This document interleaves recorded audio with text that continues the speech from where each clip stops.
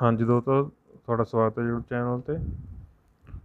Channel 'ਤੇ ਨਵੇਂ subscribe ਜ਼ਰੂਰ ਕਰ ਲਿਓ, ਵੀਡੀਓ ਨੂੰ ਲਾਈਕ ਕਰਦੇ ਕਰੋ, ਸ਼ੇਅਰ ਕਰਦੇ ਕਰੋ। ਅਤੇ ਅੱਜ ਜਿਹੜੀ ਲਿਸਨਿੰਗ ਹੈ ਇਸ ਦੇ ਵਿੱਚ ਪਾਰਟ 1 ਜਿਹੜਾ ਇਸ ਦੇ ਵਿੱਚ 1 ਤੋਂ ਲੈ ਕੇ 3 ਤੱਕ ਇਹ ਕੁਐਸਚਨ MCQ ਹੈ। ਨੈਕਸਟ 4 ਤੋਂ ਲੈ ਕੇ 7 ਤੱਕ ਕੁਐਸਚਨਸ ਆ, ਇਹਨਾਂ ਦੇ ਆਨਸਰ ਦੇਣੇ ਓਨਲੀ 3 ਵਰਡ। ਨੈਕਸਟ 8 ਤੋਂ ਲੈ ਕੇ 10 ਤੱਕ ਬਲੈਂਕਸ ਆ ਅਤੇ ਇਹਨਾਂ ਦੇ ਆਨਸਰ ਦੇਣੇ 2 ਵਰਡ ਔਰ ਇਹ ਨੰਬਰ। ਅਤੇ ਜਿਹੜਾ ਪਾਰਟ 2 ਆ ਇਸ ਦੇ ਵਿੱਚ ਜਿਹੜੇ ਕੁਐਸਚਨ 11 ਅਤੇ 12 ਜਿਹੜੇ ਆ ਕੁਐਸਚਨ ਆ, ਇਹ ਆਪਸ਼ਨ ਦਿੱਤੀਆਂ ਸੀ 8 ਲੈ ਕੇ F ਤੱਕ, ਇਹਨਾਂ 'ਚ 2 ਆਪਸ਼ਨ ਚੂਜ਼ ਕਰਨੀਆਂ।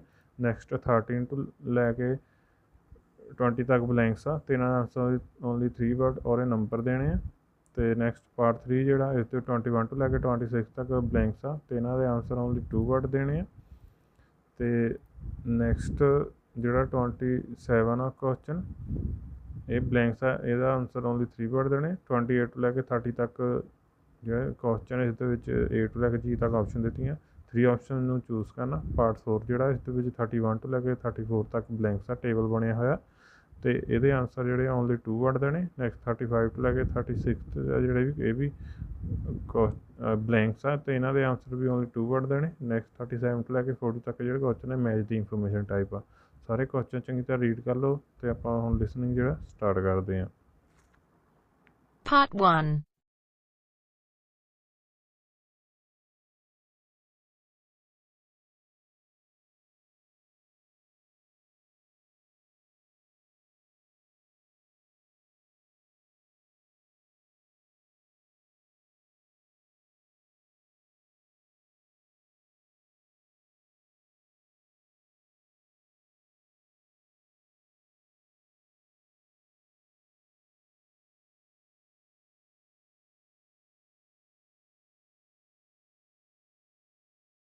You will hear a number of different recordings, and you will have to answer questions on what you hear.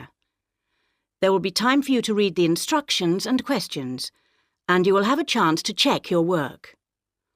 All the recordings will be played once only. You will hear a telephone conversation between a travel agent and a company that organises tours. First, you have some time to look at questions 1 to 5.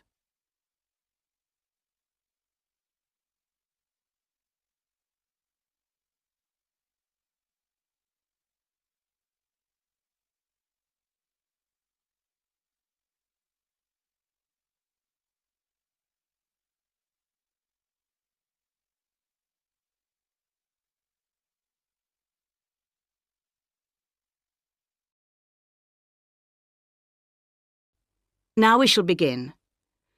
You should answer the questions as you listen, because you will not hear the recording a second time. Listen carefully and answer questions 1 to 5. Hello, Sydney Harbour Bridge Climb, Michael speaking. Oh, hi. It's Julia calling from Hotspots Travel in Seattle in the United States. Good afternoon. Or should I be saying good evening? Well, it's good morning, in fact. Oh, of course. You're a day ahead of us, aren't you? So, what's the time over there in Australia? 9:30 or 10? It's 9 in the morning. And how can I help you? Well, I've got some clients who would like to climb your harbour bridge when they come to Sydney. That is open to tourists, isn't it? Absolutely. It sounds like a fantastic thing to do, but I do have a couple of questions before I go ahead with any bookings. Sure. First question, are there any restrictions on the number of people who can do the climb at the same time? I only ask because we've got a group of 18 people who want to do this together. Well, there's actually a limit of 12 people for every climb, so we'd have to split them up, I'm afraid. 12 in one group, and then the other 6 could join a later group. The tours go every 10 minutes, so they wouldn't be far behind. Okay, that sounds fine. And what's the cost? I had a look on your website, but I just want to confirm the prices. Well, there are a couple of different rates depending on when you want to go. During the week, it's $169. Is that American dollars?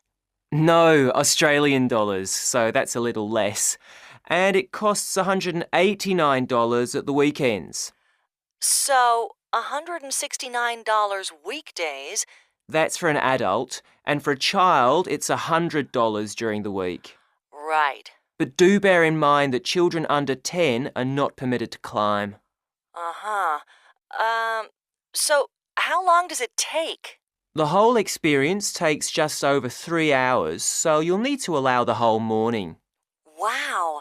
So will they be climbing for all that time? No. The climb itself is shorter than that. The first hour involves a comprehensive safety briefing and demonstration on the ground. Uh-huh.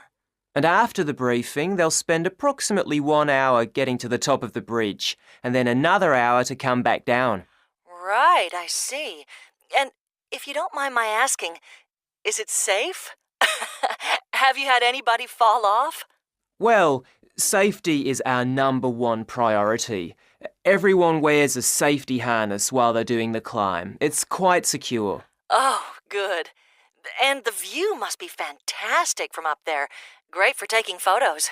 Yes, the view is fantastic, but you're not actually permitted to carry cameras on you, I'm afraid. Oh, that's a shame. Why's that? Because there's a risk of dropping them down onto the cars below, and that could be very dangerous. Uh-huh. So, does that mean we don't have any photographic record of the climb? No, not at all. We have our own photographer who goes with you and takes lots of shots, and we then provide you with one free photo when you get back down. And they can buy more, of course, if they like. That's up to them. Before you hear the rest of the conversation, you have some time to look at questions 6 to 10.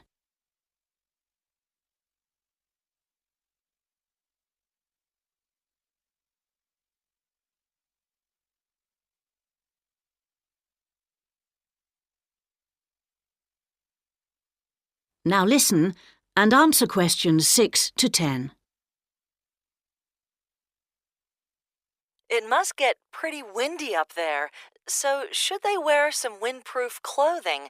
You know, an anorak or jacket of some sort? No need for that because all climbers are provided with our special suit to wear. Oh, really? Sounds more like a moonwalk with the safety harness and suit. Yeah, a number of people have said that. So climbers should make sure they bring something which isn't too heavy, such as a t-shirt. I see. Because they need to be able to put the suit on over their own clothes. Exactly. And we do stipulate that climbers must wear rubber-soled shoes, such as trainers. So avoid open shoes with leather soles or sandals, as they might slip. Because, you see, they'll have to climb up and down 465 steps and squeeze in and out of the girders. Boy, so you need to be pretty fit to do this climb. Yes, it's certainly not recommended for anyone with a medical condition, such as a heart problem. Well, I don't think we have anyone in that category in this group, but I'll let them know. Meanwhile, could we look at some possible dates? Certainly. Let me get some contact details from you first. Sure. Well, my name is Julia Kramer. That's Kramer. And I'm with Hotspots Travel. We're based in Seattle. Do you have an email address that I can contact you on? Sure. It's info@hotspots.com.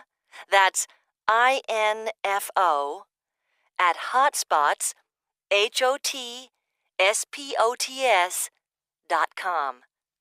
The group will be in Sydney for the week commencing August 21 for 4 days. We'd really like to do this on August 22 or 23 if possible. Well, let's see. We do have a vacancy for the 22nd. Oh, but hang on, that won't do because there are 18 of you, aren't there?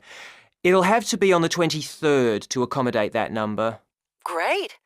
I just need to run that date past my clients. Fine. Or you can book online, you know, if that's easier for you. Yeah, that might be best. And thank you so much. You've really... That is the end of part 1. You now have half a minute to check your answers.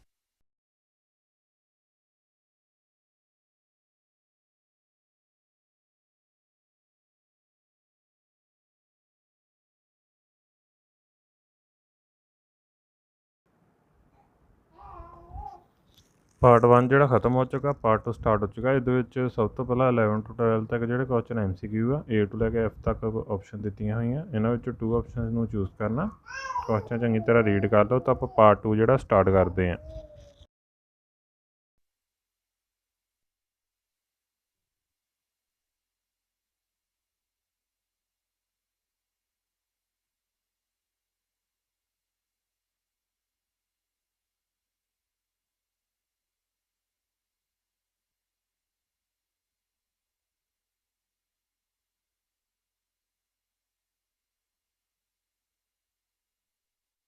Now turns to part 2. Part 2. You will hear an extract from a talk about clocks. First, you have some time to look at questions 11 and 12.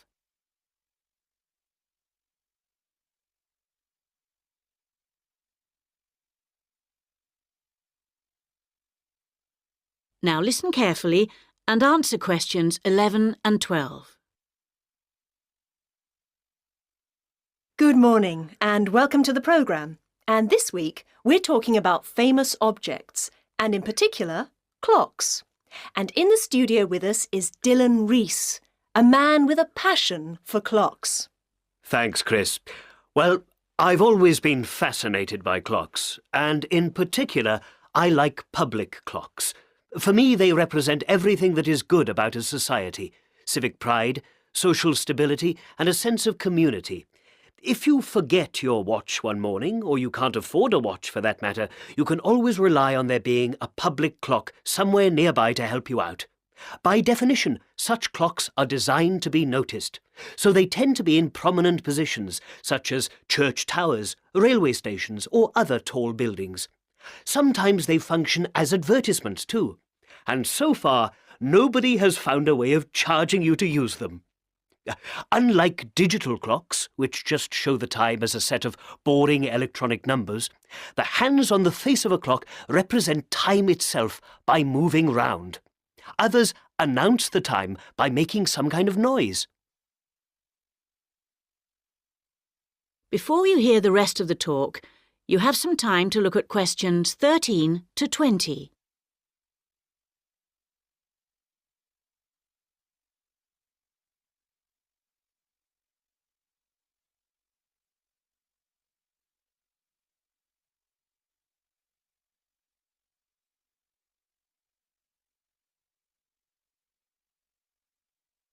Now listen and answer questions 13 to 20. For today's programme, I've selected 4 clocks from 4 different countries to share with you. I suppose the most famous clock has to be the clock tower at the north-east end of the Houses of Parliament in Westminster in London. Most people know it as Big Ben, but this is actually only a nickname for the main bell rather than the clock itself. The clock first went into service in September 1859. The main bell, which weighs 13.8 tons, is the biggest bell in England. It rings every hour on the hour. It also has 4 smaller bells, which ring on the quarter hour. You find it on things like postcards, biscuit tins, tourist brochures, and I think that's what I love about it, the fact that it's so very well known. My next clock is very different and certainly much smaller. You'll find it in the suburb of Gastown in Vancouver in Canada. It's unusual in that it's powered by steam and is known quite simply as the steam clock. The steam comes from a system of pipes running under the ground which also provide heating for many of the buildings in the square. It's based on an original design dating back to 1875, but the clock itself is relatively new, as it was only built and first used in 1977. Although it doesn't look like Big Ben, it does play the famous Westminster chimes every hour. And every quarter hour a loud whistle sounds, so you won't have to wait long to hear it. At night time, you can see steam rising from the top of the clock, and it's certainly more impressive at night than during the day, but I always find it charming. One of my real favourites is the magnificent clock in the cathedral in Strasbourg in France. The actual clock mechanism was constructed in 1842 by Swiss watchmakers, but there were other craftsmen involved in its construction. Not only does it show the time, it also shows time passing. Every day at 12:30, the clock puts on a special show depicting the story of our human journey. It does this with 4 different characters. First, you see the figure of a child move onto the stage, followed by a teenager. Then the adult makes his appearance, and finally an old man. For me, it's not just a clock, it's a work of art. My last clock is in Tehran in Iran, very different from the others we've looked at because it's not in a tower or on a building. It's called the flower clock, and it sits in a prominent position on a hill in a park visible from the highway. It was built in 2005 and is the largest of its type in the world. It measures 15 metres across and weighs 750 kilograms.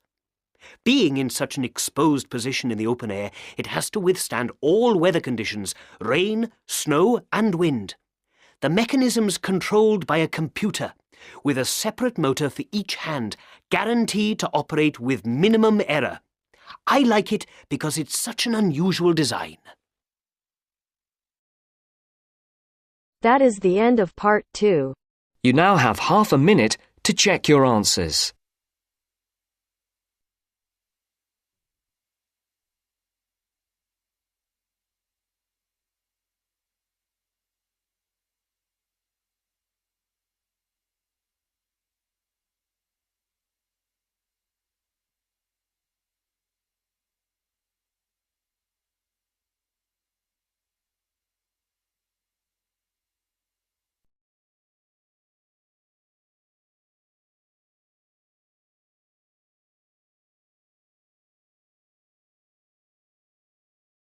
Now turns to part 3. Part 3. You will hear a tutor and 2 students discussing preparations for a fieldwork project. First, you have some time to look at questions 21 to 26.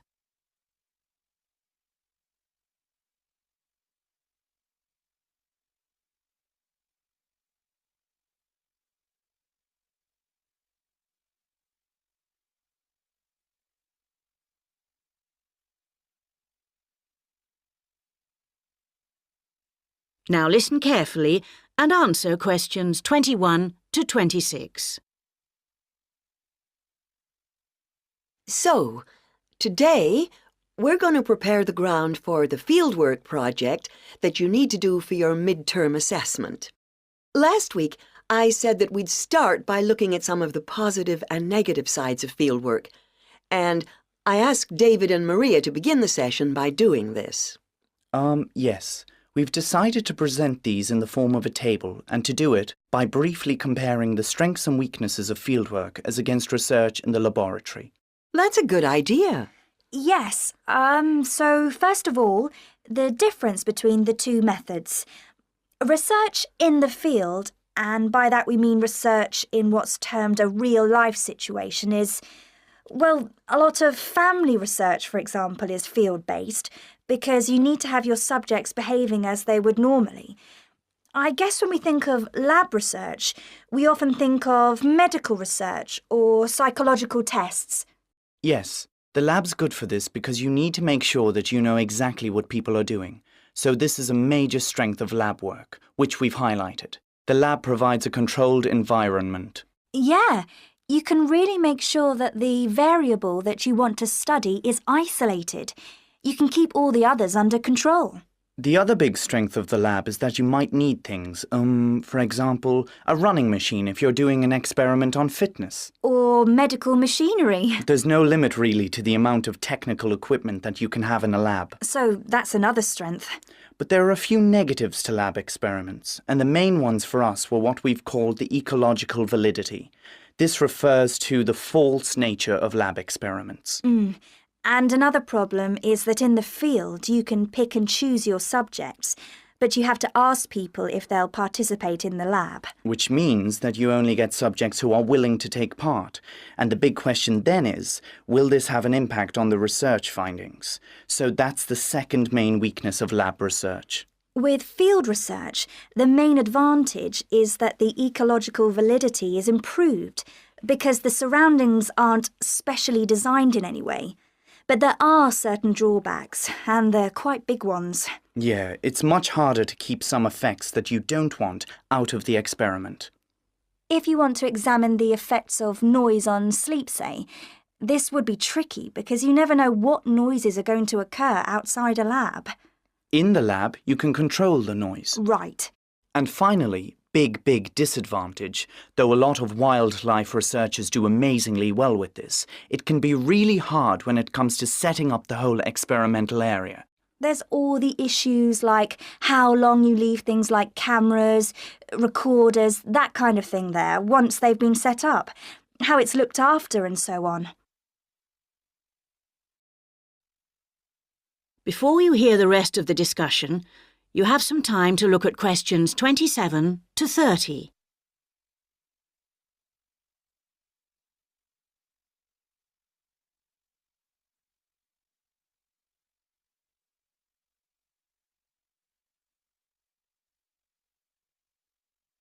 Now listen and answer questions 27 to 30. Thanks. That's a very clear overview. So, we're going to do some fieldwork research that doesn't require very much equipment, but it does, like much research of this kind, involve the production of a questionnaire. There is a new housing estate here, and we're going to find out how people feel about living there. Oh, that sounds interesting. Now, before we start talking about questionnaire design, let's consider all the practical things that have to be done when you administer a questionnaire. Are we going onto the street to interview people? I'm not very keen on that. Why? Well, people can be quite hostile, can't they? Well, you'll be relieved to hear, Dave, that we're going to visit people in their homes. Oh. So, what do you need to consider first? Things like deciding which residents to interview? Exactly. And you can't just do it in a random way, you know, go out and deliver it and think you'll remember who had one. And presumably you can't cover all the occupants, that would be too many. So do you have to write down which households have been given a questionnaire? Yes. And the best thing is to set up a database to do this. And the collection. I guess you need to think about how long to leave it with them. Oh, but aren't we going to do it with them at the door? Well, your input might influence them then. It's better if they complete them on their own. Oh, I see. So, when you design the questionnaire, you need to have an idea about the sort of information you want and how long you want to give them to respond. Like how well they get on with their neighbours. They wouldn't know that straight away, would they? No. So, you have to give them long enough to find out. Okay, now let's go on to the questionnaire design, I think. Now, this is a really important... That is the end of section 3. You now have half a minute to check your That answers. is the end of part 3. You now have half a minute to check your answers.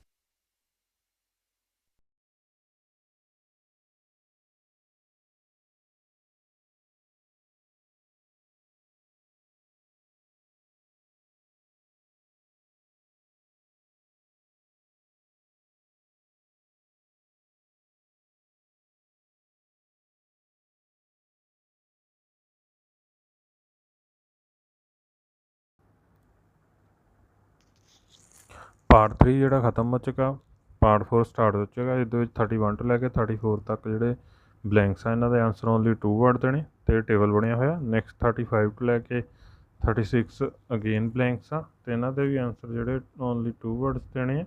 Next 37 ਤੋਂ ਲੈ ਕੇ 40 ਤੱਕ ਜਿਹੜਾ question ਹੈ match ਦੀ information type ਆ। ਸਾਰੇ question ਚੰਗੀ ਤਰ੍ਹਾਂ read ਕਰ ਲਓ। ਆਪਾਂ ਪਾਰਟ 4 ਜਿਹੜਾ ਸਟਾਰਟ ਕਰਦੇ ਹਾਂ।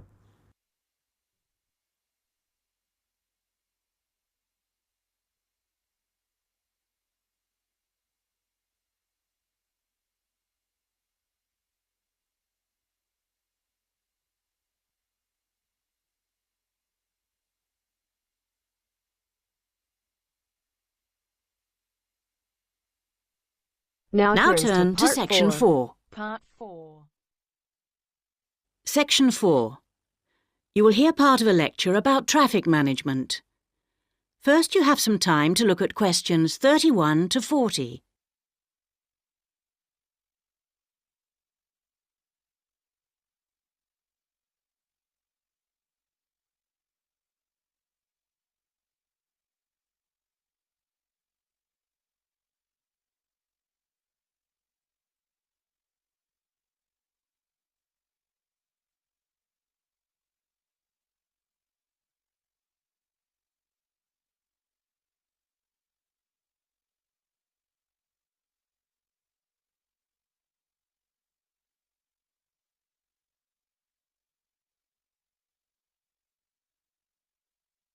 Now listen carefully and answer questions 31 to 40. I'd like you to give a warm welcome to our guest speaker today, Dr. Carl Wingfield from the Faculty of Engineering. Dr. Wingfield is an expert in road systems, and he's going to talk to us about the use of technology in traffic management and the effects that this technology is having on our lives. Thank you very much, Irene.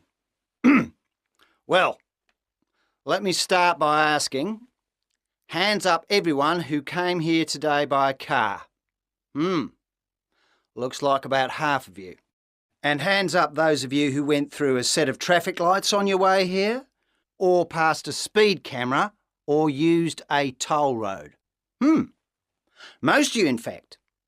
So whether you like it or not, you've left an electronic data trail behind you.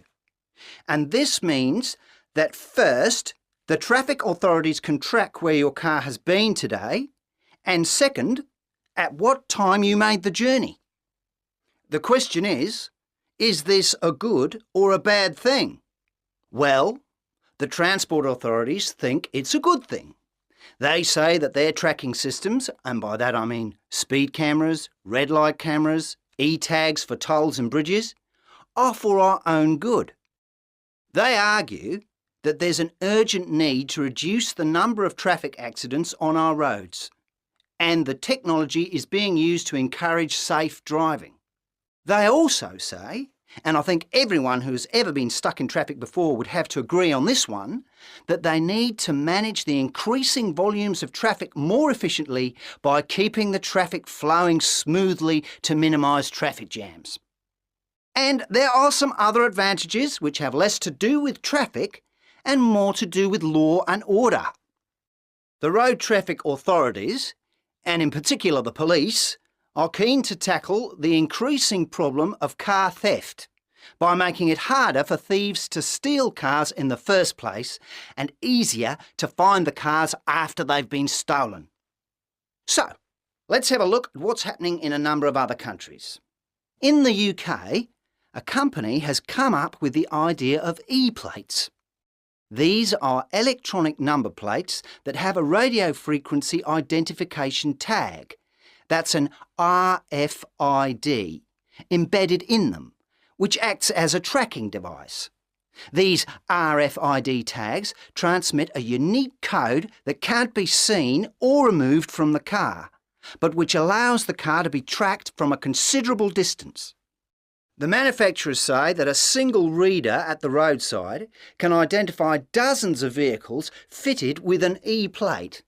And they can do this from as far away as 100 metres or approximately 300 feet.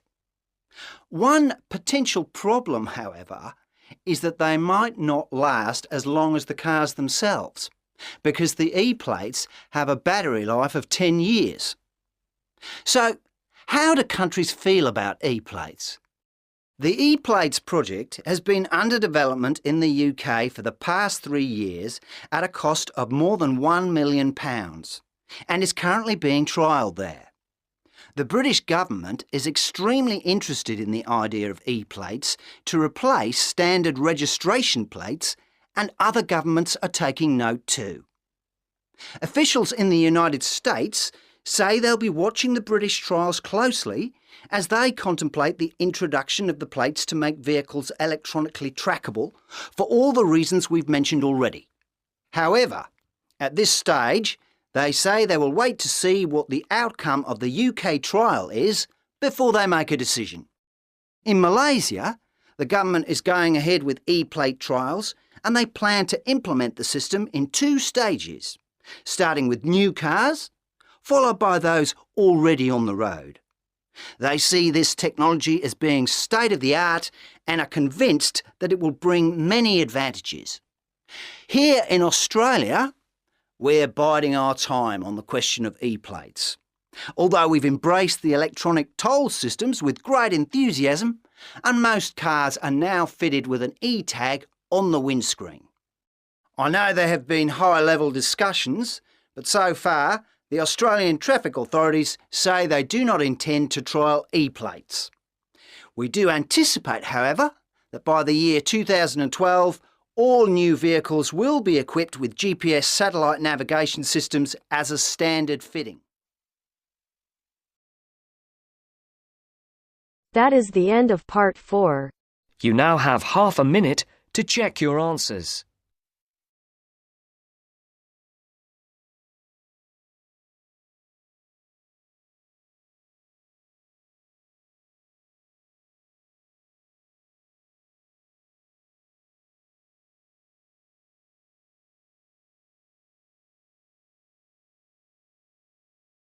Part 4 ਜਿਹੜਾ ਖਤਮ ਹੋ ਚੁੱਕਾ ਤੇ ਹੁਣ ਆਪਾਂ answer ਦੇਖਦੇ ਹਾਂ। First B, next B, next A, next cameras, next 1 free photo, next A t-shirt, next trainers, next Kramer, spelling Kramer, name है, next info at hotspot dot, next 23rd August, 11 and 12 C and E in any order, 12 and next ਜਿਹੜਾ 11 ਇਹਦੇ ਵਿੱਚ C and E in any order ਆ। next main bell, next well now, west the steam clock, next 1977, next human journey, next work of art, next the flower clock, next computer, next real life, next controlled, next technical equipment, next research finding, next outside noises, next setting up, next new housing estate, next 28, 29 and 30 in any order B, D and F, next what time, next safe driving, next traffic jams, next car thief, next unique code, next battery life, next A, next C, next A, the last ਜਿਹੜਾ B. Thank you for watching.